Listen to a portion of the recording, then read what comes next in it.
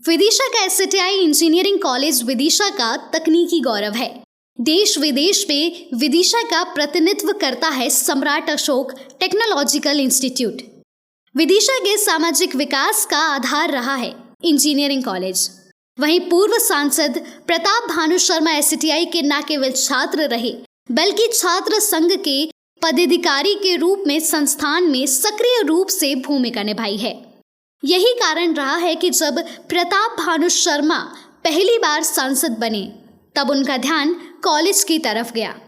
सभी जानते हैं डिग्री कॉलेज पहले पॉलिटेक्निक की बिल्डिंग से संचालित होता रहा है, लेकिन प्रताप भानु शर्मा ने बिना देर किए इस महाविद्यालय के विकास पर काम शुरू कर दिया।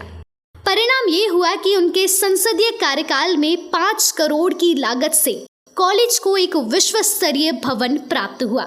श्री शर्मा यही नहीं रुके, एसटीआई के विकास में शासन के सहयोग से जो काम हो सकते थे उन्हें पूरा किया। शासन से मिलने वाली ग्रांट कॉलेज संचालन में सबसे बड़ी बाधा थी, लेकिन श्री शर्मा के प्रयासों और संघर्षों का परिणाम रहा कि कॉलेज को ग्रांट लगातार मिलती रही। एसटीआई को विकास को अपनी जिम्मेदारी मानते हुए प्रताप भानु शर्मा ने अपने विचार इस प्रकार रखे हैं।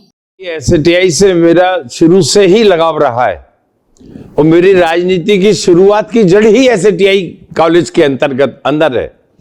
छात्र राजनीति से शुरुआत हुई, छात्र संघ का महामंत्री रहा, फिर प्रेसिडेंट बना और एक मात्र संस्था से जो लगाव होता है वो मैं जनप्रतिनिधि बनकर सर्वोच्च प्राथमिकता के केंद्र में एसटीआई रहा। और जब एसटीआई मैनेजिंग कमेटी का, प्रबंध कमेटी का शासकीय अधिग्रहण कराकर अर्जुन सिंह जी के टाइम पर शासनाधीन हमने करवाया, करीब 5 करोड़ रुपए की नई बिल्डिंग बनी। 3 या 4 विषय एसटीआई इंजीनियरिंग कॉलेज में हुआ करते थे। आज देखिए आप 15-20 नए सब्जेक्ट, टेक्निकल सब्जेक्ट, मैनेजमेंट के सब्जेक्ट, अन्य सब्जेक्ट जो हमारे हैं तकनीकी शिक्षा से जुड़े हुए, चाहे वो एसटीआई डिग्री हो चाहे एसटीआई पॉलिटेक्निक हो, इतने सब्जेक्ट, रोजगार उन्मुख सब्जेक्ट हमने यहां शुरू कराए। कैंपस एम्प्लॉयमेंट के लिए लोग आती नहीं थी संस्थाएं। कैंपस इंटरव्यू 1 साल पहले जो होता है, 4 साल का कोर्स है, 3rd ईयर से उनको एंगेज कर लेते हैं। 3 साल का कोर्स है, 2nd ईयर में आके कैंपस इंटरव्यू करके ले जाते हैं। तकनीकी शिक्षा में मध्य प्रदेश के टॉप 5 इंजीनियरिंग कॉलेज में एसटीआई का नाम हुआ।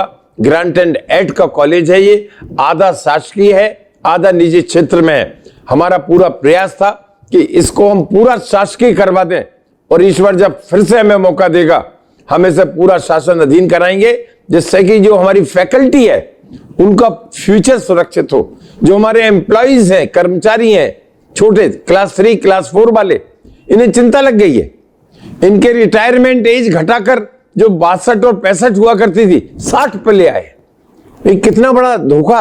जब उनकी नियुक्ति हुई थी 62 साल का रिटायरमेंट का उनका एंट्री थी और वही नियम कॉलेज में था। उन पर वो नियम लागू कर दिया जो आज के नई भर्ती पे होना चाहिए। इस अन्याय को हम खत्म करेंगे, एसटीआई के गौरव को फिर से स्थापित करेंगे, क्योंकि वो हमारी मातृ संस्था है, थी और रहेगी।